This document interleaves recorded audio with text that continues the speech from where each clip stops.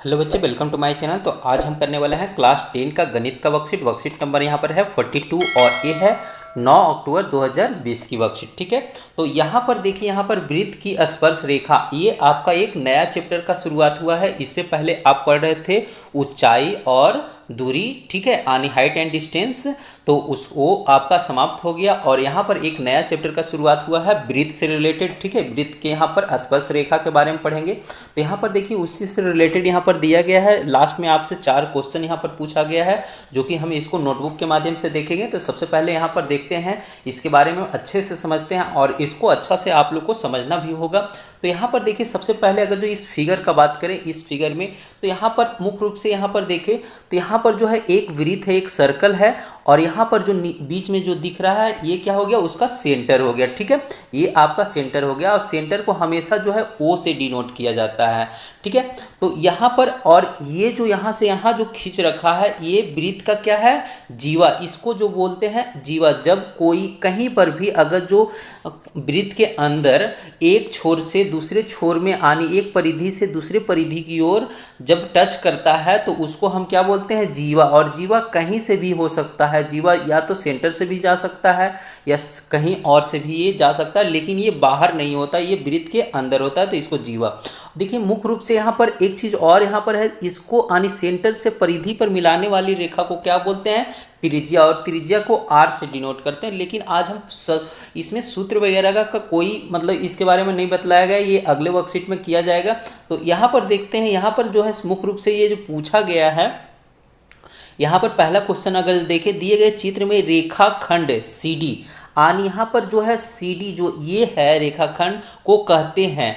तो ये जो है आनी CD को क्या कहेंगे, तो इसको बोलेंगे जीवा। ठीक है, तो यहाँ पर आप लिख देंगे जीवा इस तरह से। तो ये आपका हो गया। सेकेंड में यहाँ पर क्वेश्चन में पूछा गया वृत्त की त्रिज्या, केंद्र और चाप वृत्त के यहाँ पर अंतर्भाग या बहिर्भाग में स्थित होती है। तो देखिए, अभी अभी आपको बताएं कि ये जो होता है त्रिज्या जो होता है ये भी अंदर होता है, चाप भी अंदर होता है। और चाप क्या होता है, चाप इसको बोलते हैं। ठीक है, जैसे ये जो साइड यहाँ से यहाँ तक जो खींचा गया है इसको चाप बोलते हैं, ये आपका जो घुमा हुआ है तो इसको चाप। तो ये सारे वृत्त के अंदर ही आते हैं, तो इसको हम अंतर्भाग बोलेंगे। ठीक है, यहाँ पर आपका ये आंसर हो जाएगा। तीसरा में यहाँ पर देखिए, वृत्त का व्यास वृत्त की सबसे लंबी होती है। यानी यहाँ पर वृत्त की व्यास का बात किया गया है, जो कि वृत्त का जो व्यास होता है वो सेंटर से होते हुए दूसरे परिधि को छूने वाली रेखा को कहते हैं व्यास, और इसी को बोल सकते हैं जीवा भी बोलते हैं। ठीक है, जब सेंटर से छूते हुए जाता है, यहाँ पर आप जीवा भर देंगे इस तरह से। ठीक है, तो ये आपका जीवा हो गया। अब चलते हैं नीचे, यहाँ पर देखते हैं, यहाँ पर देखिए आकृति 1 में अगर जो इस आकृति में देखें तो ये जो है इसमें क्या बताया गया है, व्यास, जो कि अभी अभी हमने देखा कि व्यास क्या होता है कि एक वृत्त के जो है उसके सेंटर से होते हुए एक छोर से दूसरे छोर तक आके मिल जाता है। यानी एक परिधि से दूसरे, यहाँ पर देखें तो एक परिधि से दूसरे परिधि तक ये सेंटर से मिलना चाहिए। ठीक है, तब ये क्या कहलाएगा, व्यास कहलाता है। ठीक है, तो ये हो गया। दूसरे अगर जो यहाँ पर फिगर में देखें, यहाँ पर दूसरा फिगर देखिए नीचे दिया गया है आने आकृति, यहाँ पर उसके बारे में ये जो है आपका दूसरा फिगर, और ये स्पर्श रेखा, यहाँ पर एक रेखा दिया गया है जो कि स्पर्श नहीं कर रहा है।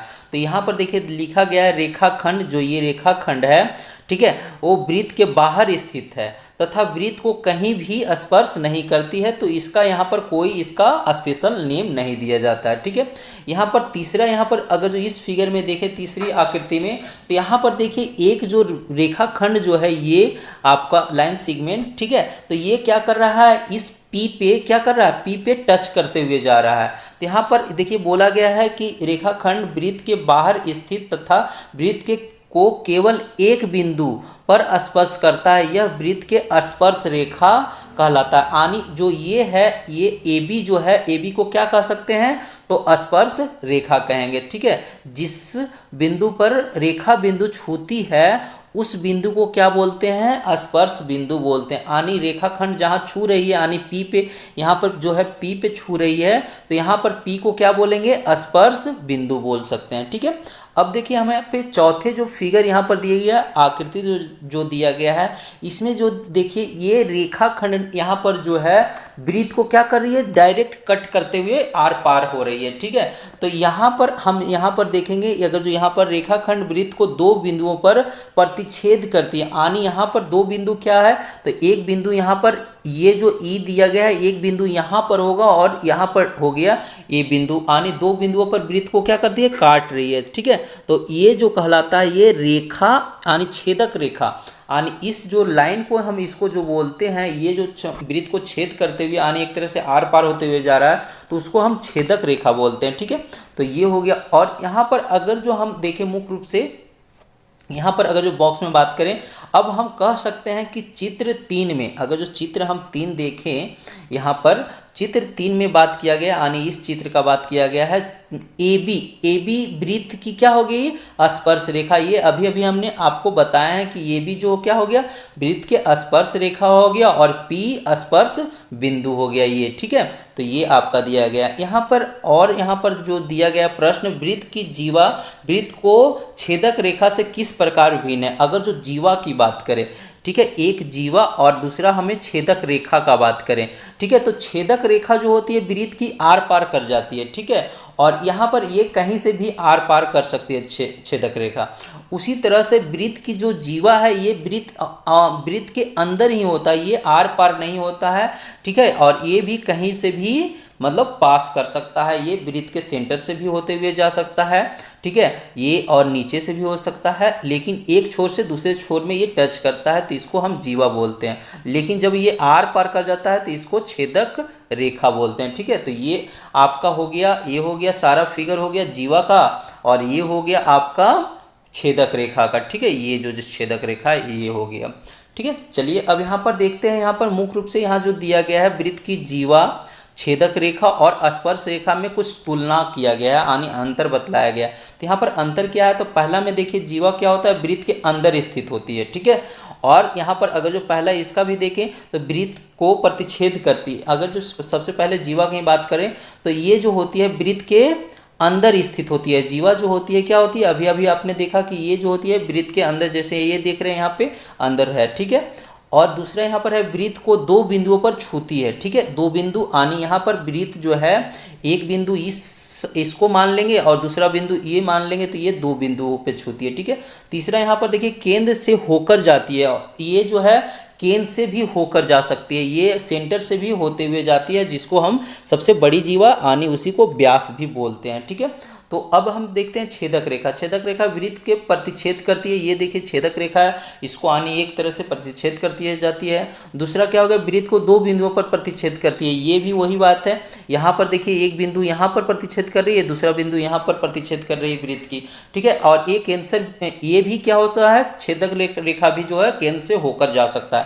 लेकिन स्पर्श रेखा यहाँ पर देखिए वृत्त के बाहर स्थित होती है। स्पर्श रेखा जो होता है, अगर जो इसी वृत्त में अगर जो इस वृत्त ले लें, सॉरी यहाँ पर देखते हैं तो ये वृत्त ले लेते हैं, तो यहाँ पर इस तरह से स्पर्श रेखा जाता है। ठीक है, और ये वृत्त के बाहर स्थित होते हैं। ठीक है, वृत्त को केवल एक बिंदु, और ये जो है स्पर्श करता है तो केवल एक, सॉरी यहाँ पे ये आपका एक ही बिंदु पर स्पर्श करता है, यहाँ पे जो है एक बिंदु पर स्पर्श कर छूती है। ठीक है, और तीसरा यहाँ पर देखिए कभी भी केंद्र से होकर नहीं जाती, ये स्पर्श रेखा कभी भी अंदर तो जाएगा ही नहीं और केंद्र में तो बात ही नहीं है। ठीक है, तो ये कभी केंद्र से होकर नहीं जाती है।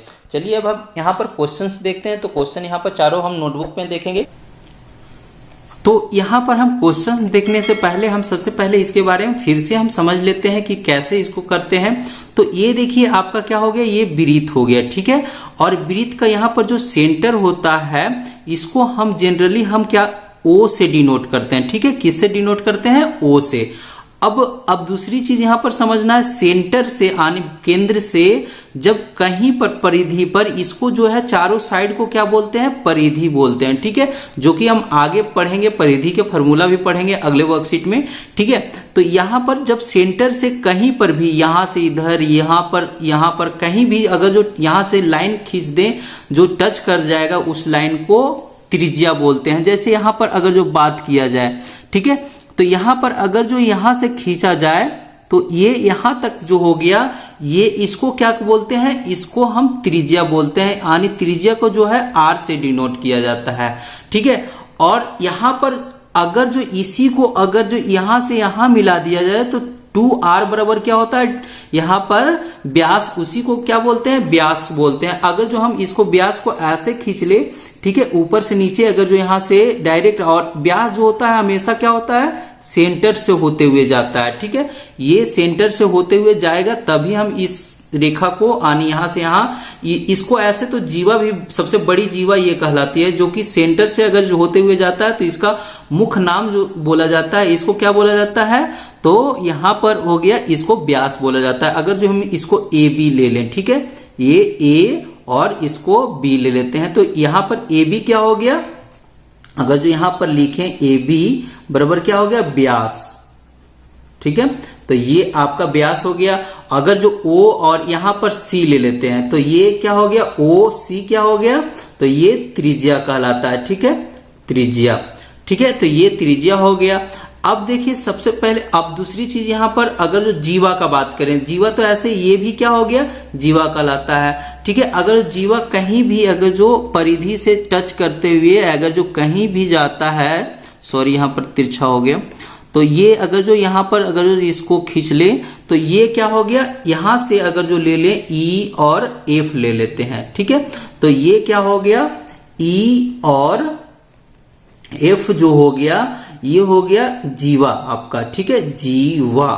ठीक है, तो ये आपका ये हल्का सा ये नहीं होगा, ये आपका सीधी लाइन यहां से यहां तक क्या हो गया, आपका जीवा हो गया। ठीक है, तो ये जीवा हो गया। स्पर्श रेखा का बात किया जाए तो स्पर्श रेखा अगर जो यहां पर हम खींचते हैं तो ये जो होता है स्पर्श रेखा जो होता है हमेशा क्या होता है, बाहर से प्रतिच्छेद करती है। ठीक है, अगर जो यहां पर जो है बी पे ये प्रतिच्छेद किया, ये बी बिंदु है, तो ये स्पर्श रेखा अगर जो मान लीजिए कोई भी है, ये पी और ये क्यू है, और जो ये है स्पर्श रेखा ये कहां पर प्रतिच्छेद करती है, तो ये बी पर, और ये एक ही बिंदु पर प्रतिच्छेद करती है। ठीक है, तो ये हो गया। एक चीज और हमें इस वर्कशीट में पढ़ना है, आनी छेदक रेखा। अगर जो छेदक रेखा अगर जो बात करें तो छेदक रेखा कहीं से भी होकर गुजर सकती है। जैसे यहां पर ले लेते हैं, यहां से यहां हमने छेदक रेखा एक ले लिया।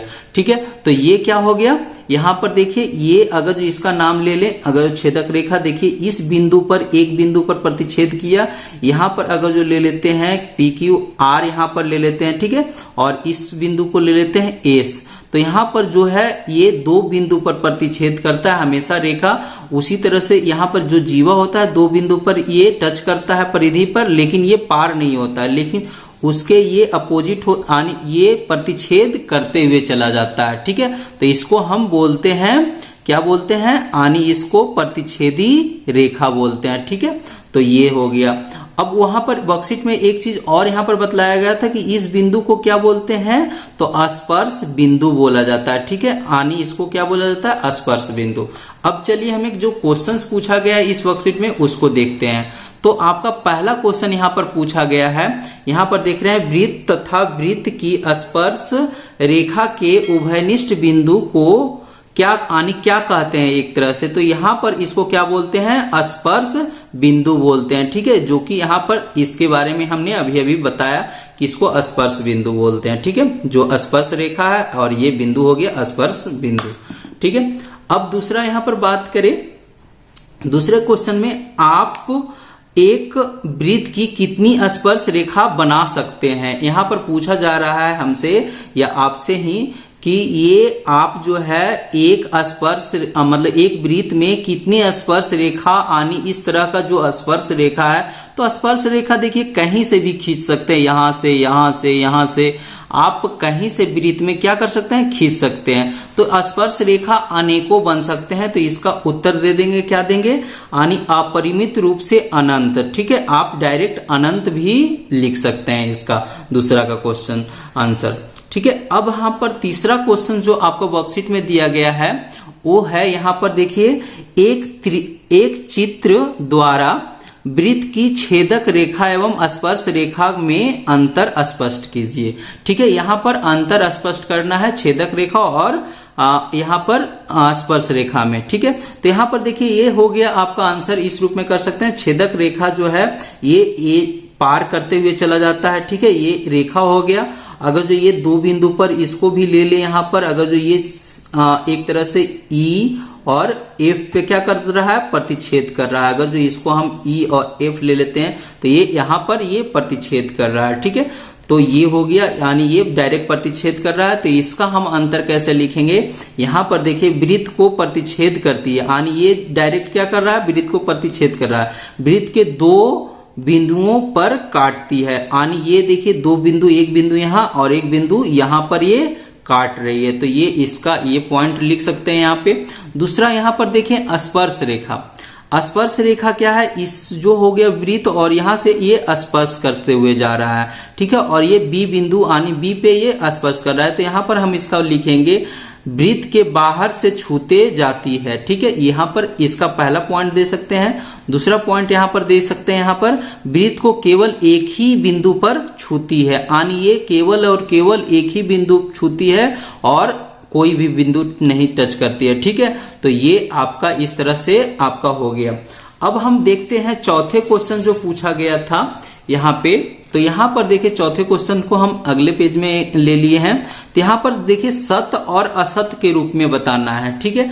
अब यहाँ पर पहला क्वेश्चन यहाँ पर पूछा गया था वृत्त की छेदक रेखा एवं स्पर्श रेखा, यहाँ पर छेदक रेखा का बात किया गया और स्पर्श रेखा समानांतर हो सकते हैं। तो ये हाँ, ये यहाँ पर इसको हम कर सकते हैं कि सत्य है, ठीक है। ये क्या होगा, तो इसका आंसर जो हो जाएगा सत्य हो जाएगा, यानी ये हो सकता है, ठीक है। ये वृत्त है अगर जो, ठीक है, और ये स्पर्श रेखा है, ठीक है, यहाँ पर स्पर्श कर रहा है और छेदक रेखा भी ऐसे, तो ये समानांतर हो सकती है, ठीक है। दूसरा यहाँ पर क्वेश्चन है कि वृत्त की स्पर्श रेखा वृत्त को दो बिंदुओं पर स्पर्श करती है। अगर जो स्पर्श रेखा अभी आपको समझाएं कि स्पर्श रेखा जो होती है एक ही बिंदु पर स्पर्श करती है, तो ये क्या हो जाएगा, असत्य हो जाएगा, ठीक है, असत्य। तो ये इस तरह से आपका क्या हो गया, सारा आंसर वर्कशीट का आंसर कंप्लीट हो गया। तो अगर जो वीडियो अच्छा लगा तो इस वीडियो को लाइक करें, साथ साथ मेरे चैनल को सब्सक्राइब करें। Thank you watching my video.